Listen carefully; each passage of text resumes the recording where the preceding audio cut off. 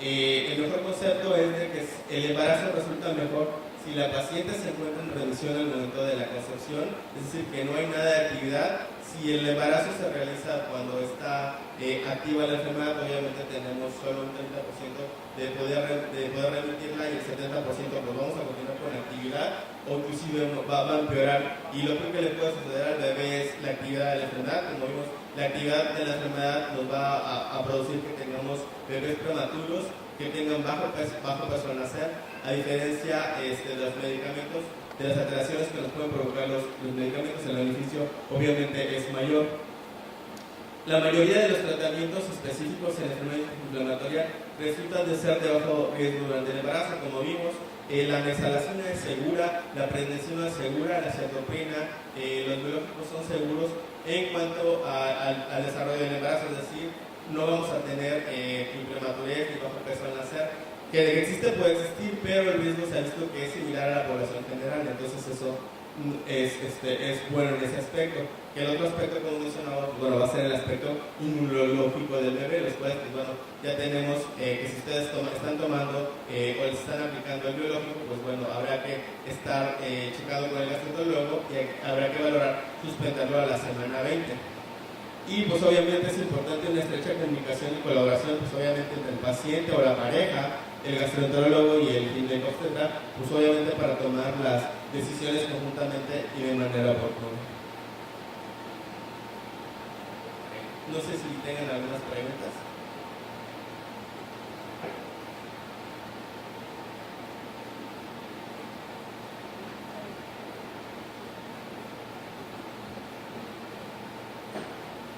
Buenos días.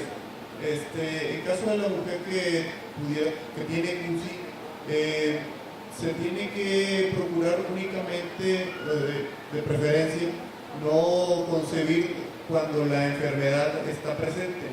¿Existe actualmente algunos estudios donde se puedan evaluar o analizar si hay probabilidad de que el producto pueda adquirir la enfermedad o todavía no existen este tipo de estudios?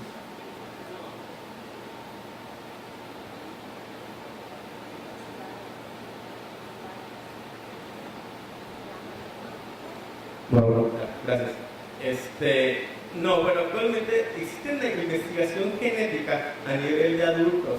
En el Instituto Nacional de Nutrición se hacen algunos estudios genéticos para tratar de buscar la enfermedad o para tratar de tanto para hacer el diagnóstico, pero eso es en los adultos. Pero son como métodos de investigación, o sea, no es algo que se haga rutinariamente. O sea, de hecho, para realizar el diagnóstico tanto del CUSI, como ustedes saben, o Crohn, sobre todo, que es mucho más complicado. Para CUSI no existe una regla de oro, una prueba de oro que nos pueda decir esto es CUSI. El CUSI se hace en la unión de varios aspectos, desde el aspecto endoscópico, o sea, toda la endoscopía, las biopsias, que es el resultado de patología, y la clínica. Así hacemos un diagnóstico de CUSI.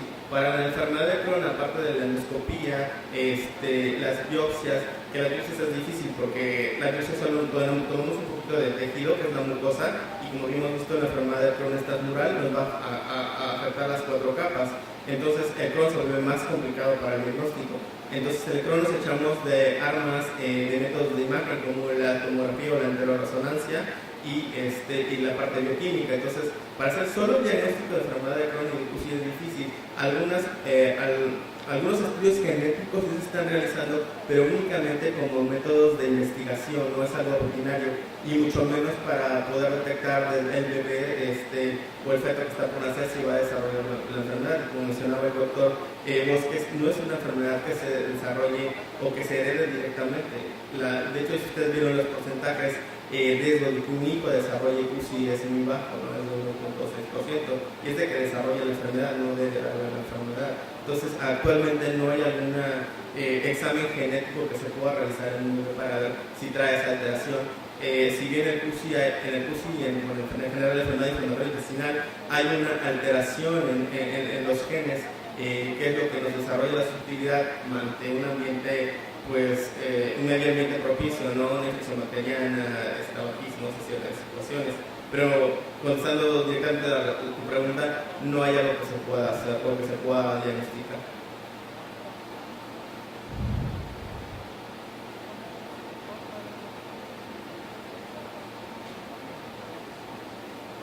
soy una paciente con ileostomía. Yo quiero saber qué es más riesgoso, un embarazo con una ileostomía o un embarazo con reconversión.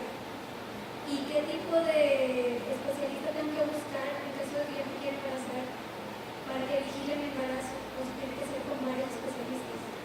Ok, aquí hay dos cosas importantes. Una, si te deseas embarazar, es mejor que te embaraces con ileostomía, porque después de una reconexión, obviamente ya tienes una operación, que es donde quitaron el colon, ¿no? Hicieron la colectomía, dejaron una ileostomía, ya manipularon pues la pelvis, esa parte, entonces sí te disminuye un poco la fertilidad. Si le estás agregando una segunda operación, que es la reconexión, obviamente llegan a haber casos en estudios de que la fertilidad disminuye hasta un 20%, es decir, la infertilidad es alta, o sea, es un 50%, 80% de infertilidad. Si una paciente desea embarazarse, sí es preferible hacerlo con colostomía a la reconexión, porque se disminuye el riesgo de la fertilidad. Y obviamente el tipo de especialista obviamente es el ginecólogo, y en el caso de los gastroenterólogos, que vemos enfermedad inflamatoria, como el gastroenterólogo certificado, y en el caso de los ginecólogos tendría que ser un perinatólogo. Los perinatólogos se encargan de ver embarazos de alto riesgo, que sería en este caso. Igual pueden estar certificados.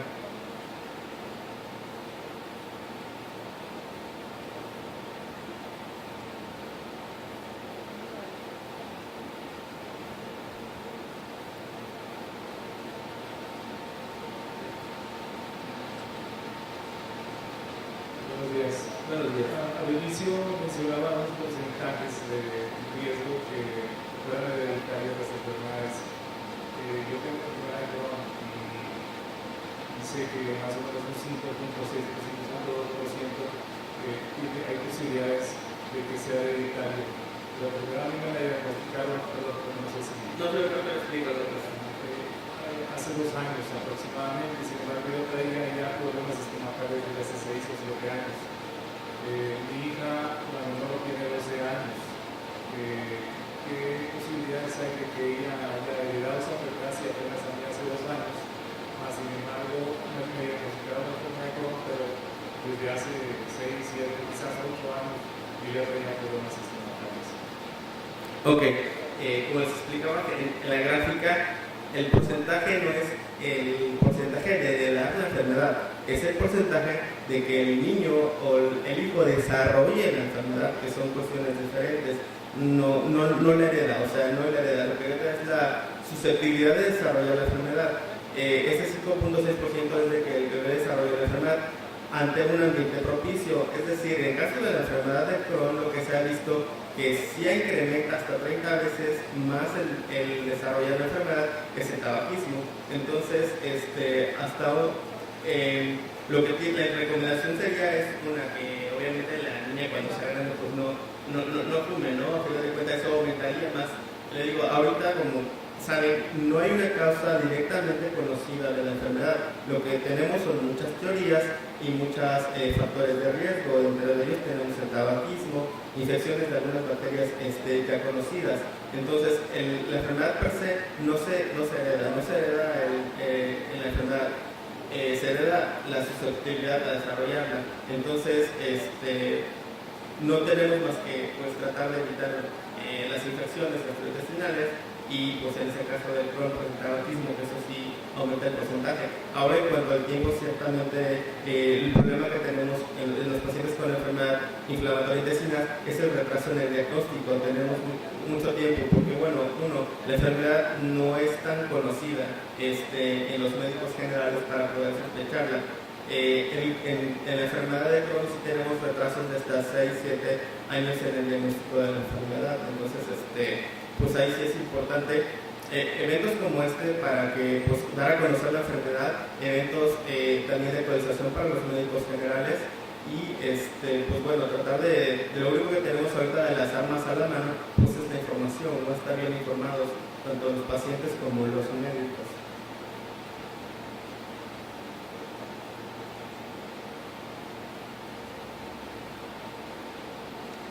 Buenos días. Buenos días. Bueno, mi duda es de que qué tantas posibilidades hay de que dices tú que no se hereda la enfermedad, hay más posibilidades de que se desarrolle. En mi familia, mi abuelo paterno padeció la enfermedad, yo padezco la enfermedad, una prima padece la enfermedad. Hay mayor posibilidad de que más descendencia de nuestra familia padezca la enfermedad. O sea, tiene que ver que varios miembros de la familia tengan la enfermedad. Hay más posibilidad de que la enfermedad se manifieste después en futuras generaciones. Ok, como mencionaba el doctor Bosques, inicialmente, al menos la mayoría, el 85% de las personas no tienen ningún familiar relacionado con la enfermedad. Es decir, solo el 15% tiene antecedente de que alguien en la familia tiene enfermedad. Como bien sabemos, el CUSI es desconocido, se están haciendo muchas pruebas genéticas.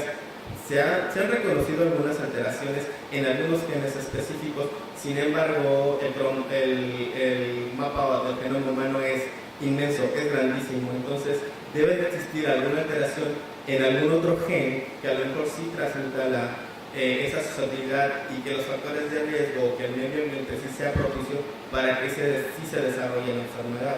Entonces, no te puedo asegurar de eso, sabes que ya nadie más la va a desarrollar. Yo creo que en estos casos en los cuales son familias, en los cuales sí se desarrolla mucho la enfermedad, debe existir alguna alteración genética aparte o diferente que todavía a lo mejor no haya sido estudiada, que aumenta ese porcentaje que les mencioné ahí, ¿no? de poder desarrollar la enfermedad. ¿Qué es lo que sucede? Lamentablemente no existen todos los estudios. El mapa del genoma humano es amplísimo, los genes son miles de genes que tenemos, entonces de los genes que tenemos reconocidos que sí transmiten esa susceptibilidad, pues están reconocidos. Contigo, el 85% de las personas con enfermedad inflamatoria pues no tienen otro familiar afectado, el 15% sí lo tienen. Entonces, en tu caso, en los cuales a lo mejor son más familias que están afectadas, debe haber alguna alteración genética que sí aumente ese porcentaje. En tu caso, yo creo que sí, o sea, por regla, tus familiares o tus hijos sí pueden tener a lo mejor un porcentaje mayor.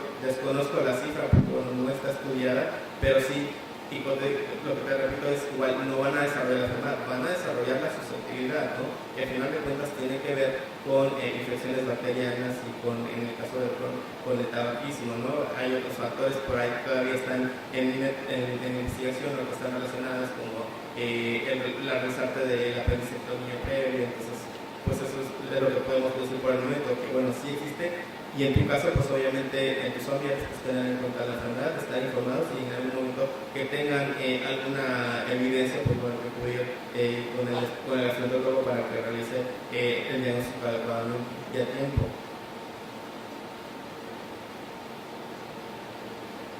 Bueno, tenemos varias preguntas que nos enviaron. Una es que si el MIRA afecta la fertilidad. No, en algunos estudios que se han realizado desde personas antes de aplicarse el medicamento, se ha visto que es igual. Hay un estudio de infliximab en hombres en los cuales se ha visto que sí aumenta la cantidad del semen, pero disminuye la movilidad de los espermatozoides, que al final de cuentas no afecta o sea,